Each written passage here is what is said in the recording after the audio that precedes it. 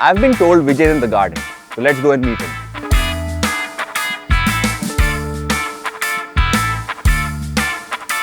Ah, there he is. Hi Sid. Hi Vijay, how's it going? Good man. Come. Been a long journey. A very nice ride from Delhi. Nice. I still see you are still using my mirrors. They work very, very well. Amazing. Good to hear. So Vijay, welcome to the show. The idea behind the show is that we're gonna have great coffee and talk about cool motorcycles.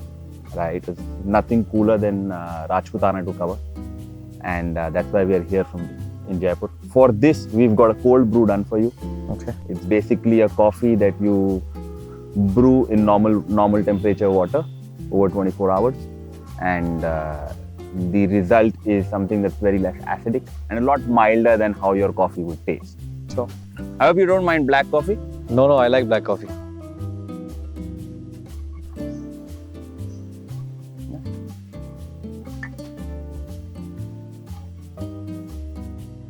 So Vijay, let's start. Who is Vijay? Like, is he a racer? Is he a custom guy? Is he a flat tracker? What exactly is Vijay Singh? I think if I was to describe myself and my love for my connection to motorcycles, I wouldn't say that it's either one. I really enjoy building bikes. I enjoy learning about them. I enjoy facing problems and then trying to solve them, you know. So I'm a self-taught engineer. I'm a bit of an artist, and I love riding bikes. Now, whether I ride them for pleasure, whether I have my young nephew on there and take him for a ride, or whether I'm riding at the track for the national championships at Buth Circuit, or playing around with my friends at the flat track, it's always, it's just great fun.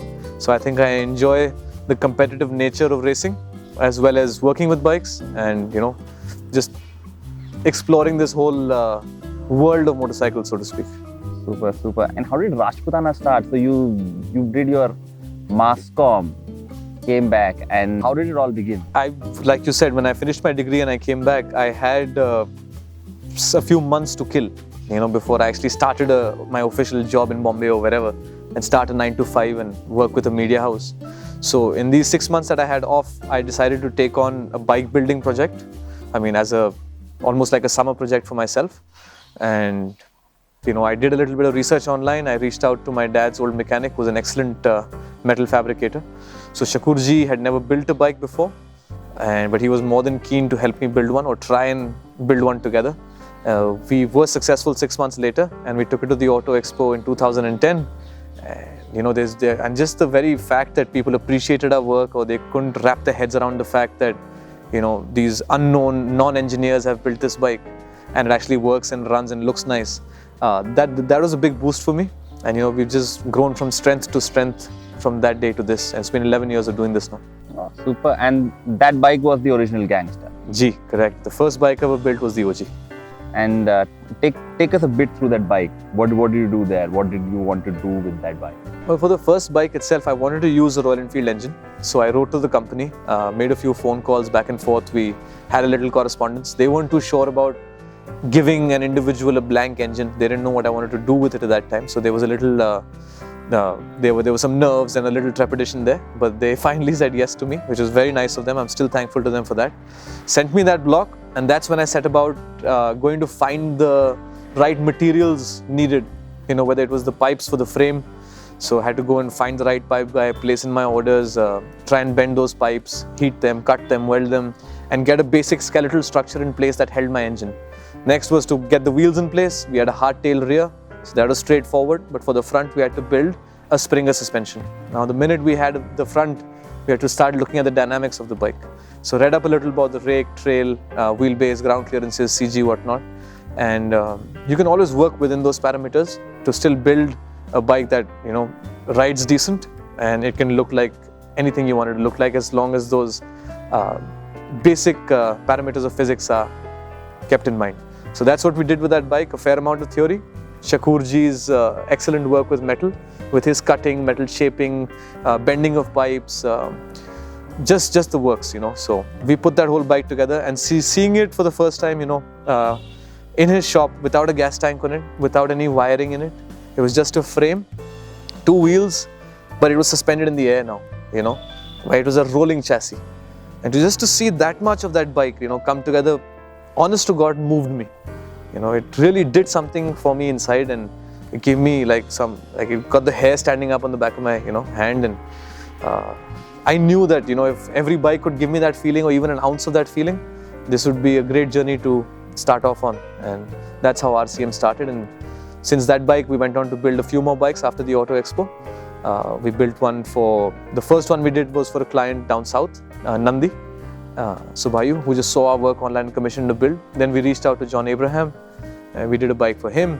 And that just got the whole ball rolling, And here we are 10 years later, we've done over 100 motorcycles. We've learned a fair bit. We've gone more wrong than we've been right. But that's exactly, those are the things that have taught us and given us our experience and developed our skill to where we are today. A lot of people don't know Rajputana for racing, right? So take us through your racing spree. I mean, again, I'd say the common factor is motorcycles. If you have these bikes, you can build these bikes, you enjoy riding these bikes, inevitably you'll end up racing them.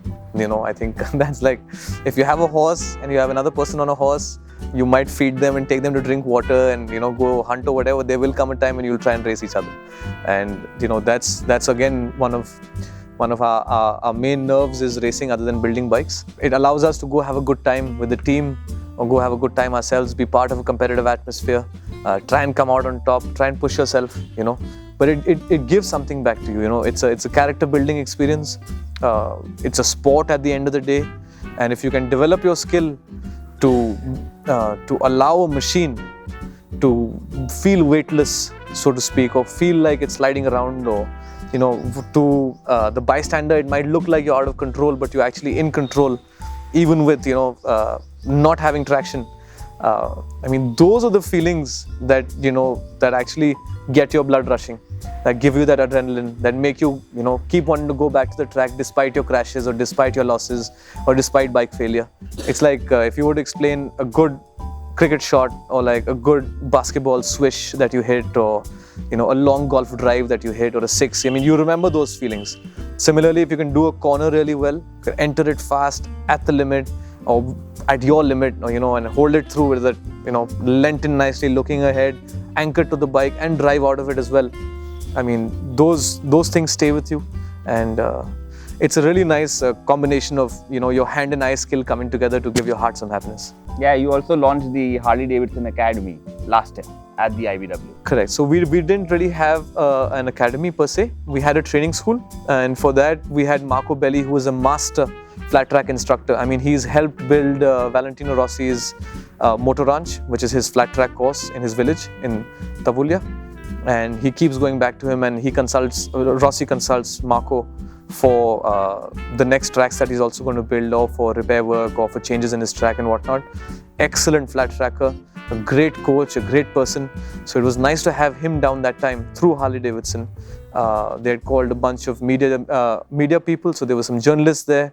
There were some existing clients as well, and we got them on the 5 flat trackers that we had built.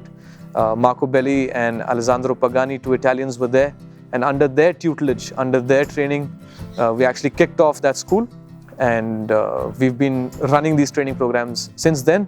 But the first official flat track school that we are doing happens to be in a week from now, and that's going to happen on Feb 29th, and hopefully that will be a monthly affair for at least 8 months of the year, every year from this year forth.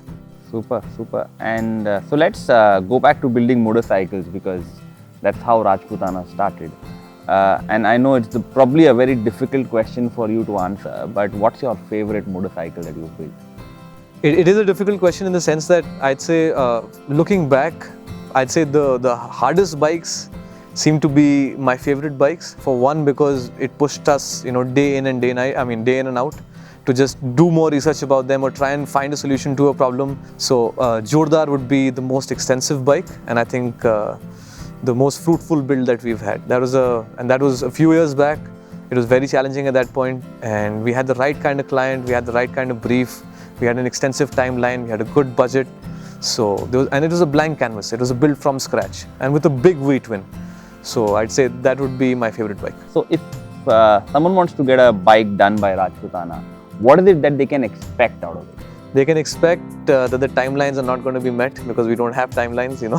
The point is to do a bike right. I mean, unless it's a standard build, then we can give you a fixed timeline. Like say something like Ranisa, something like the Thunderbird 350 or something like the Loco. These are bikes, these are simple projects in the sense that they are not overtly customized. It's not all that extensive. They're not doing anything new on the bike every time. So we can give them a set timeline and we do try and meet them. But other than that, if you are going to give me a free creative hand and if you want to do something new and innovative, then the first thing you need to do is like open your mind to the fact that it might take 2 years to do at the very least. And it doesn't make a difference if you're my closest friend or if you are, you know, a business associate of mine, or I mean, you could be anybody. At the end of the day, the bike is important, and us giving the client our best effort, then no matter how many times it takes reworking, when we are satisfied with it, that's when we are going to give the client the bike. So that's what they should expect. They should expect a good bike with no timelines in it. Oh, super, because good things take time. Yeah, but they will get the value for money. I mean, in the sense that we end up spending all the cash that they gave us. I've been doing this work for 10 years now and I haven't pulled out a single rupee from the workshop. I'm not sure if too many people know this, but it's not some sad story of mine, but that's just the truth. You know, we do this because we love doing this, and I do it at least for that. And you know, it keeps the shop running, it keeps the salaries paid, and as long as that the workshop can do that much, we'll keep doing this work. But I'm not looking to make a profit from it, and neither are the boys. So super. And so that's what. So our theme has always been, you know, like you said, you never wanted to be the first, but somehow it's always been that way of doing the custom bikes, doing the flat tracks, doing these really nicely hand engraved parts. That so what's next that's cooking in your head? Best part is even I don't know. You know, so even I don't know what's coming next. What is definitely coming, is right now on my horizon is to do a whole lot of riding this year and to get more people involved into riding bikes. I mean, I ran the training school. It's great to interact with students and teach them and train them. But even that weans out after some time. I think what I would truly, really, you know, would be the strongest part of working with bikes would be teaching people how to ride them. Now, whether that's at a tarmac track or whether it's at flat track, you know, I just love to have students or old timers, born again bikers, businessmen, whoever wants to come down, ladies, young and old, just come spend a day in the sun with us, just have a few laughs, try and learn this skill to have that bike give you a good feeling, you know, gain that confidence and just leave with a smile on your face. You know, so that is the plan for this year. And hopefully that will be able to spawn, you know, a few more things. So God knows, but I have, other than building bikes, doing these parts, doing the training program, I think flat track is next, and then inshallah we'll see where the Lord takes us. Oh, super. Thanks so much, Vijay, for all your time. Not at all, it's been a pleasure. Sit.